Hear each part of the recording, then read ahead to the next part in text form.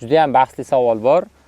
Payvand nuqtasini ko'chat ekayotganda ko'mish kerakmi yoki ochiq qoldirish kerakmi? Ko'mib qo'ysa nima bo'ladi, ochiq qoldirsa nima bo'ladi deyshadi. Birinchi masala, agar ekayotgan ko'chatingiz M9 yoki MM106 nomli payvanddek ulangan olma bo'lsa, ulangan joyini albatta kamida yerdan 5 sm tepada qoldirib ekishingiz kerak ko'chatni. Nimaga desangiz, olmada daraxtni bo'yini pastlatib, o'sishini sekinlatib, tezroq mevaga kirishi uchun foydalaniladi. Agar siz tuproq bilan ko'mib qo'ysangiz, tepaga ulangan nav ildiz otadi-da, haligi payvandda boyaga aytilgan ikkita vazifani bajara olmay qoladi. Olxo'ri, shaftoli, bodom, o'ri yoki boshqa daneli meva ekmoqchiman. Bu vaziyatda nima bo'ladi degan savol bo'lsa, ulangan qismini ko'mib qo'ysangiz, siz uchun deyarli hech narsa o'zgarmaydi. Nega?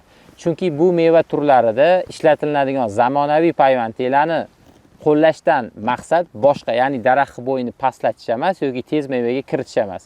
Bu meva turlari odatda 2-3 yildan o'z-o'zidan ham meva beradi. Payvand nuqtasini bu meva turlarida ko'mib yuborishi bitta zarari, daraxtingiz ildizlab yuborishi mumkin. Bir, ikkinchidan juda ham ko'p ko'mib qo'ysangiz, aytaylik mana shu nuqtasi bo'lsa, bu yoqdan ekkan bo'lsangiz, ildizlariga havo, kislorod yetishmasdan bo'g'ilib o'lishi mumkin. Tuproq bilan teng qo'ysangiz yoki ozgina ko'mib yuborsangiz, bu holatda zarari yo'q. Video foydali bo'lgan bo'lsa, tanishlarga jo'natib qo'yamiz va bizning profillarga obuna bo'lamiz.